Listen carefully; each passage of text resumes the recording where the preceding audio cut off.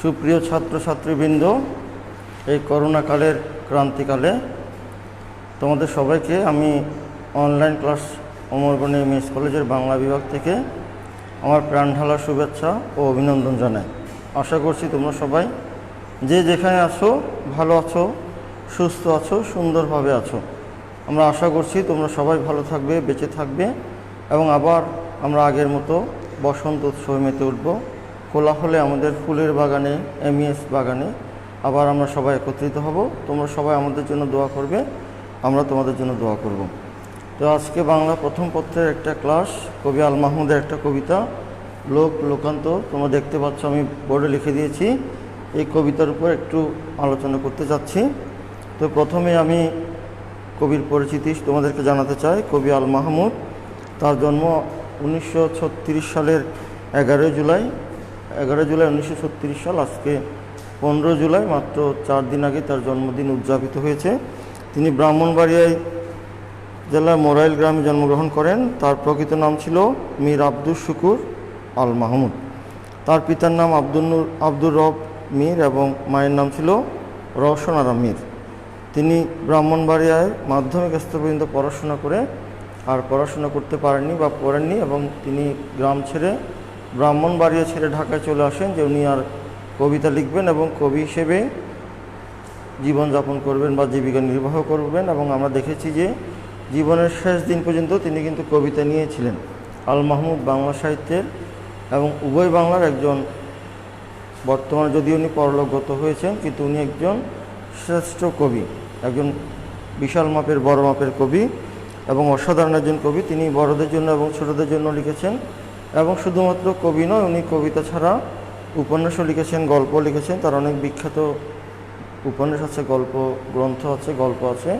এবং একই সাথে উনি ছোটদের জন্য ফুলের কাছে, পাখির কাছে, ফুলের কাছে নামে একটি কাব্যগ্রন্থ লিখেছেন, যেটি ছোটদের খুবই ভালো লাগে এবং তোমাদের পাঠ্য বইগুলোতে, ছোটদের স্কুল লেভেলের যে বইগুলো, সেখানে তোমরা তার কবিতাটি দেখতে পাবে। তো আমরা আল মাহমুদের পেশা ছিল যে তিনি সাংবাদিকতা করতেন। দীর্ঘকাল তিনি সাংবাদিকতা যুক্ত ছিলেন।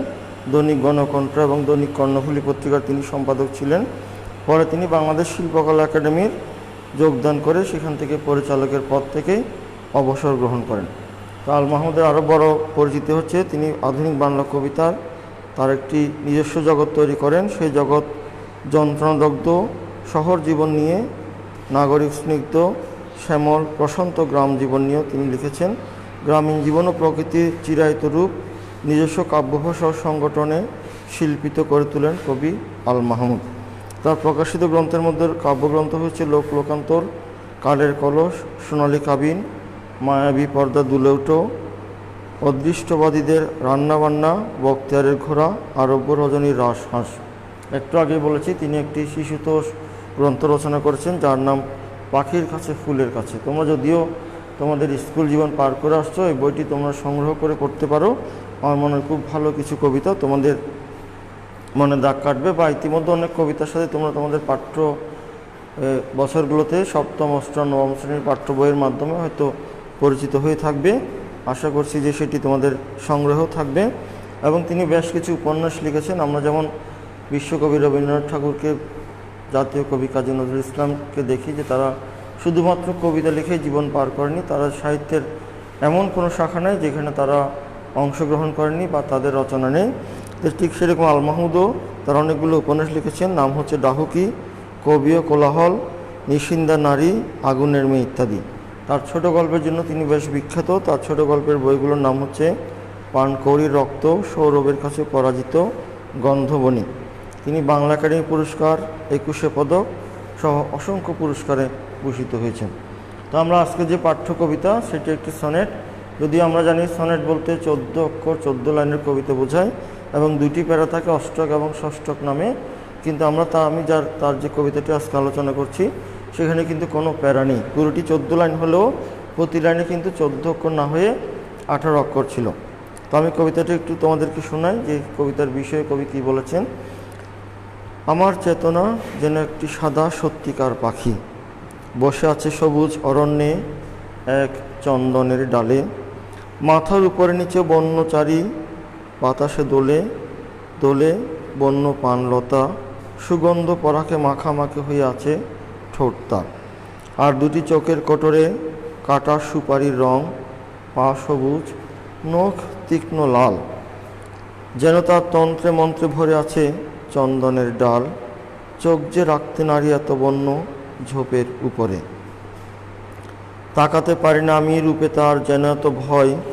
যখনই উজ্জ্বল হয় আমার চেতনার মণি, মনে হয় কেটে যাবে, ছিঁড়ে যাবে সমস্ত বাঁধুনি। সংসার সমাজ ধর্ম তুচ্ছ হয়ে যাবে লোকালয়। লোক থেকে লোকান্তরে আমি যেন স্তব্ধ হয়ে শুনি আহত কবির গান, কবিতার আসন্ন বিজয়। আমরা যদি কোথাও পরাজিত হই, আহত হই, কিন্তু ঠিক অন্য কোথাও আমাদের জন্য অপেক্ষা করছে কোথাও বসন্ত। কবি এখানে সেই কথাটাই বলেছেন শেষের দিকে, লোক থেকে লোকান্তরে আমি যেন স্তব্ধ হয়ে শুনি আহত কবির গান, কবিতার আসন্ন বিজয়। কবি নিজেও, আমি আগে বলেছি যে উনি অঙ্কের ভয়ে বা এসএসসি পরীক্ষা সম্ভবত দেননি বা উত্তীর্ণ হননি, এবং উনি ব্রাহ্মণবাড়িয়া ছেড়ে যে শহর তাকে জন্ম দিয়েছে সেই শহর তাকে জীবিকা দিতে পারেনি। তিনি সেই শহর ছেড়ে ঢাকা চলে গিয়েছিলেন কবিতা লিখবেন বলে বা কবি হবেন বলে, এবং দেখা গেল যে তিনি সত্যি কবিতা লিখে বা কবি হয়ে বাংলা সাহিত্যে অমরত্ব লাভ করে একসময় চলে গেছেন। এবং কবিতার মধ্যে যে বিষয়টি সবচেয়ে বেশি জরুরি, আজকাল আমরা ফেসবুকের মাধ্যমে হাজার হাজার কবি দেখি, এবং যে কবিদের সম্পর্কে আমাদের জীবনানন্দ দাশ বলেছেন যে সকলেই কবি নয়, কেউ কেউ কবি। অথবা অনেকে বলেন যে কাকের চেয়ে কবির সংখ্যা বেশি। এটা কবিদেরকে ইনসাল্ট করার জন্য বা আন্ডার এস্টিমেট করার জন্য বা অপমান করার জন্য হয়তো বলা হয়ে থাকে। এবং কবি জীবনানন্দ দাশ যখন বেঁচে ছিলেন তখন কিন্তু তাকে অনেকেই কবি বলে স্বীকৃতি দিতে বা রাজি হননি, বা তার কবিতাগুলি তার সময়ের চেয়ে অন্তত 100 বছর অগ্রগামী ছিল, এবং তিনি সময়ের চেয়ে আধুনিক একজন কবি ছিলেন, যেটা সেই সময়ের কবিরা ঠিক বুঝতে পারেনি বা মানুষ তাকে ভুল বুঝেছিল। এবং তার কথাটা ঠিক যে সকলেই কবি নয়, কেউ কেউ কবি। তো আমার এই আল মাহমুদের এই কবিতার মধ্যে আমি সেটা দেখতে পাচ্ছি যে একজন কবি যদি কোথাও ব্যর্থ হন, তিনি অন্য জায়গায় ঠিকই সফল একজন মানুষও হতে পারেন। আল মাহমুদ সেটা কবিতা লিখে কবি হয়ে প্রমাণ করেছেন। কিন্তু আমি যে বিষয়টা আলোচনা করছিলাম সেটা হচ্ছে যে কবিতার প্রাণ বা কবিতার মেরুদণ্ড জিনিসটা কি, সেটা হচ্ছে কবিতার একটি ছন্দ। এই কবিতায় একটা ছন্দ আছে, সেই ছন্দটি তোমরা খুঁজে বের করবে কোন ছন্দে কবিতাটি কবি লিখেছেন। এবং তোমাদের পাঠ্যভুক্ত যে কবিতাগুলি 12টি কবিতা আছে, প্রতিটি কবিতায় যে ছন্দের 3টি ধারা আমরা জানি, অক্ষরবৃত্ত, মাত্রাবৃত্ত, স্বরবৃত্ত, কোনো না কোনো ছন্দে তোমরা একটু ছন্দ নির্মাণ করতে শিখবে, বা ছন্দ নির্বাচন করতে বা ছন্দ পরীক্ষা করতে শিখবে যে কোন ছন্দে কবিতাটি রচিত হয়েছে। এবং শুধু মনের ভাব প্রকাশ করলে হবে না, তাকে ছন্দিত রূপ দিতে পারলে সেটি কালজয়ী কবিতা হবে। এক লাইন যদি কবিতা লেখো যে ফুল ফুটুক না ফুটুক আজ বসন্ত, আমার মনে হয় এরপর আর দ্বিতীয় লাইন লেখার দরকার নেই। এই একটি কবিতাতে আমরা আমাদের মনের ভাবটা প্রকাশ করতে পেরেছি, এবং সেটাকে অবশ্যই ছন্দের গাঁথুনিতে ছন্দবদ্ধ করলে সেটি কবির মৃত্যুর পরও, কবির পরলোক গমনের পরও কিন্তু কালজয়ী হবে। তো আমি একটু করে আলোচনায় আসি যে শব্দার্থ এবং টিকাতে কি বোঝানো হয়েছে। প্রথম যে লাইন, আমার চেতনা যেন একটি সাদা সত্যিকার পাখি, বসে আছে সবুজ অরণ্যে এক চন্দনের ডালে। এই কথাটা দিয়ে কবি কি বুঝিয়েছেন সেটা হচ্ছে তার কাব্যবোধ ও কাব্য চেতনাকে সাদা এক সত্যিকার পাখির প্রতিমায় কবি উপস্থাপন করেছেন। কবির চেতনা পাখি বসে আছে সবুজ অরণ্যের কোনো এক চন্দনের ডালে। এই চন্দন সুগন্ধি কাঠের গাছ, আর এর ফুল ঝাল মিষ্টি লবঙ্গ। কবির কাব্য সত্তার মধুরতার সঙ্গে চন্দনের সম্পর্ক নিবিড়। দ্বিতীয় যে প্যারাটি আমরা এখানে পেয়েছি, মাথার উপরে নিচে বনচারী বাতাসের তালে দোলে বন্য পানলতা, সুগন্ধ পরাখে মাখামাখি হয়ে আছে ঠোঁট তার। এই প্যারা দিয়ে কবি কী বুঝিয়েছেন তোমরা তোমাদের পাঠ্য বইটা যদি ভালো করে পড়ো, আমার মনে হয় সেটি তোমাদের বুঝতে সহযোগিতা হবে। আমি সেখানে একটু আলোচনা করছি। চন্দনের ডালে বসে থাকা কবির চেতনা পাখির উপরে নিচে বনচারী বাতাসের সঙ্গে দোল খায় পানলতা। প্রকৃতির রহস্যময় সৌন্দর্যের মধ্যে সুগন্ধি পরাখে মাখামাখি হয়ে ওঠে কবির ঠোঁট, অস্তিত্বের স্বরূপ, কাব্য ভাষা। এটা হচ্ছে দ্বিতীয় প্যারার বিষয়বস্তু। তৃতীয় প্যারার মধ্যে কবি লিখেছেন, আর দুটি চোখের কোটরে কাটা সুপারির রং, পা সবুজ, নখ তীব্র লাল। যেন তার তন্ত্রে মন্ত্রে ভরে আছে চন্দনের ডাল, চোখ যে রাখতে নারী এত বন্য ঝোপের উপরে। এই কথাগুলো দিয়ে এই অংশটিতে কী বোঝানো হয়েছে সেটি তোমাদের বইতে ব্যাখ্যা দেওয়া আছে। তোমরা কোনো গাইড বই, নোট বই না পড়ে আমার মনে মূল বইটা ফলো করলে বা অনুসরণ করলে তোমাদের সমস্ত প্রশ্নের উত্তর পেয়ে যাবে, এবং যত কবিতায় তোমরা বুঝতে চাও মূল বইয়ের কাছে অবশ্যই আসতে হবে। কবির অস্তিত্ব জুড়ে চিরায়ত গ্রাম বাংলা, দৃষ্টিতে কাটা সুপারির রং। এ যেন চিরায়ত বাংলা রূপ, যতদূর চোখ যায় কেবল চোখে পড়ে বাংলার অফুরন্ত রং। তার পা সবুজ, নখ তীব্র লাল, এ যেন মাটি আর আকাশে মেলে ধরা কবির নিসর্গ উপলব্ধির অনিন্দ প্রকাশ। আর সে সমবেত সৌন্দর্যের তন্ত্রে মন্ত্রে রহস্যময়তায় ভরে উঠেছে কবির দৃষ্টি। সর্বশেষ যে প্যারা, আমি সেই প্যারাটি তোমাদের শোনাচ্ছি আবারও। তাকাতে পারি না আমি রূপে তার যেন তো ভয়, যখনই উচ্ছল হয় আমার এই চেতনার মণি, মনে হয় কেটে যাবে ছিলেন স্তব্ধ হয়ে শুনি আহত কবির গান, কবিতার আসন্ন বিজয়। এই কথাগুলো দিয়ে কবি কী বুঝিয়েছেন? সৃষ্টির প্রেরণায় কবি চিরকালই উদ্বুদ্ধ হন, উজ্জ্বল হয় তার চেতনার মণি। পৃথিবীর কোনো বিধিবিধান, কোনো নিয়মকানুন, কোনো ধর্ম, কোনো সমাজ সংস্কার বা লোকালয়ের অধীন তিনি আর তখন থাকেন না। তখন সব কিছু তুচ্ছ হয়ে যায়। একমাত্র সত্য হয়ে ওঠে চেতনার জগৎ, চেতনার রূপ, রং, রেখা, শব্দ ব্রহ্ম। তিনি শব্দ নিয়ে গড়ে তোলেন চেতনার জগৎ, শব্দ সৌধ। তার শেষ সৃষ্টির পথ কুসুমাস্তীর্ণ নয়, বিচিত্র টানাপোড়েন ও জীবন সংগ্রামের ভিতর দিয়ে তাকে উত্তীর্ণ হতে হয় কবিতার সার্বভৌমত্বে, এবং জয় হয় কবিতার। তিনি একজন কবি, খাঁটি কবি। তার যে চেতনারূপ পাখি সেটিকে একটি ব্যতিক্রমী উপমায় উপস্থাপিত করেছেন। তোমাদেরকে যদি জিজ্ঞেস করে যে কবি তার চোখের কোটরের রঙটা কীরকম, তোমরা হয়তো বলতে পারবে কাটা সুপারির রং।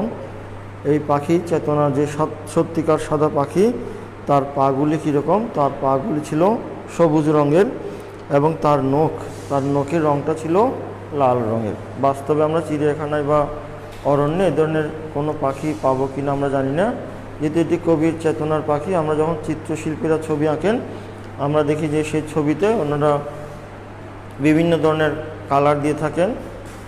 তার গাছের ডালপালার এক ধরনের কালার, গাছের পাতার এক ধরনের কালার, গাছের শরীরের এক ধরনের কালার, শিকড়ের এক ধরনের কালার, এক ধরনের রং। ঠিক একইভাবে কোনো পাখি বা প্রাণী যখন আঁকেন তখন বিভিন্ন ধরনের রং দিয়ে থাকেন, বিভিন্ন তুলির আঁচল দিয়ে থাকেন। তো সত্যিকার অর্থে এটা কবি বা শিল্পীর মনের একটা চিত্র, রঙিন চিত্র, যেটা আমরা স্বপ্নে দেখি, আমাদের স্বপ্নে দেখা রাজকন্যার মতো সেই জিনিস। তো লোকান্তর কবিতায় কবি যে বিষয়টি বিশেষ করে এনেছেন, যে কবি একটি তার চেতনাকে সত্যিকার সাদা পাখির সাথে, এবং সেই সাদা পাখিটি একটি চন্দনের ডাল, খুবই দামি একটা গাছ, সেই ডালে বসে আছে, এবং সেই পাখির আশেপাশে বনচারী বাতাসের তালে দোল খাচ্ছে পানলতা, এবং সেখানে তার ঠোঁটের মধ্যে সুগন্ধ পরাখে মাখামাখি হয়ে আছে, এবং তার চোখের কোটর, আমি একটু আগে বলেছি, রং হচ্ছে কাটা সুপারির রং, পাগুলা সবুজ, নখগুলা তীব্র লাল, এবং তার তন্ত্রে মন্ত্রে যেন ভরে আছে চন্দনের ডাল।